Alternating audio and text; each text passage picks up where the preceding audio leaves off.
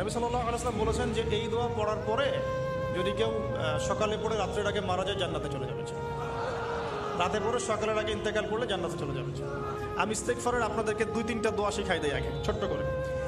1 number, যারা একটু পড়াশোনা করেন মাশাআল্লাহ তারা এইটা পড়বেন, সাইয়্যিদুল ইস্তেগফার। সাইয়্যিদুল ইস্তেগফার আমার সাথে বলবেন, আল্লাহুম্মা আনতা রাব্বি লা ইলাহা ইল্লা আনতা খালাকতানি আনা আবদুক ওয়া আনা আলা আহদিক ওয়া ওয়া'দিকা মাসতাতা'ত আউযু বিকা মিন শাররি মা সানা'ত আবু'ু লাক বিনি'মাতিকা আলাইয়া ওয়া আবু'ু বিযানবি ফাগফিরলি ফাইন্নাহু লা ইয়াগফিরু যুনুবা ইল্লা আনতা।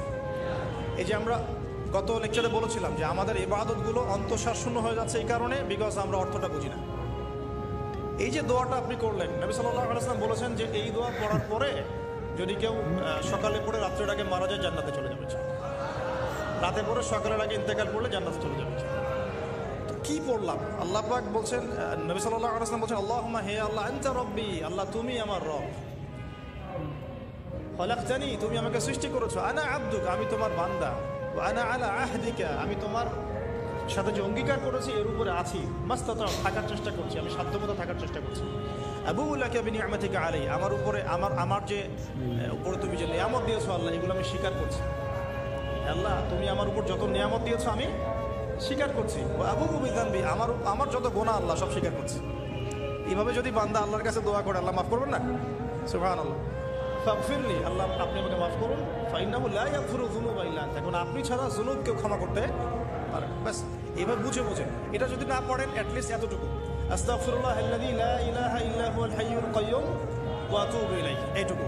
আর এটাও যদি না পড়েন, না পড়াটা একটু লজ্জার যদিও বা, তাও যদি না পড়েন তাহলে বলবেন আস্তাগফিরুল্লাহ ওয়া আতুবু ইলাইহি, আস্তাগফিরুল্লাহ ওয়া আতুবু ইলাইহি। আসুন তাহলে আমরা কাজগুলো পেয়ে গেলাম। এখন আসুন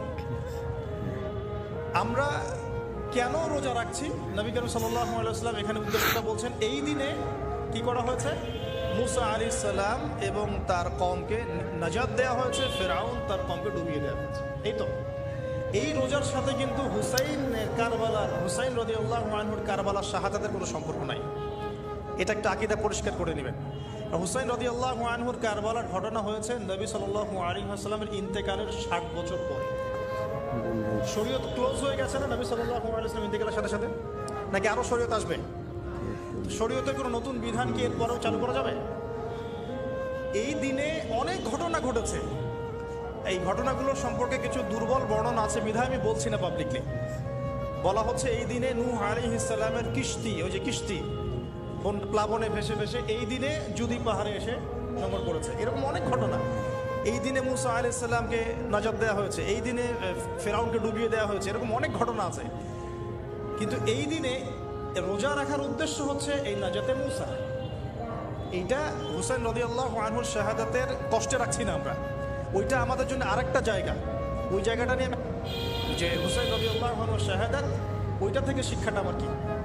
এই ঘটনাটা এই 10 মুহররমে ঘটে গেছে, এটা আল্লাহ পাকের তাকদিরে ছিল, এই দিনেই ঘটনাটা ঘটে গেছে। এই ঘটনা ঘটার আগেই নবী সাল্লাল্লাহু আলাইহি ওয়াসাল্লাম রোজা রাখতেন, এমন না যে ঘটনা ঘটার পরে সাহাবীরা রোজা রাখা শুরু করেছে। ব্যাপারটা কি তাই না? মূল জিনিসটা বুঝি, তারপর হুসাইন রাদিয়াল্লাহু আনহুর শাহাদাতের দিকে যাবো ইনশাআল্লাহ। আমরা দোয়া করি আল্লাহ পাক আমাদের সবাইকে হুসাইন রাদিয়াল্লাহু আনহুর মতো সাহস, কারেজ দান করুন।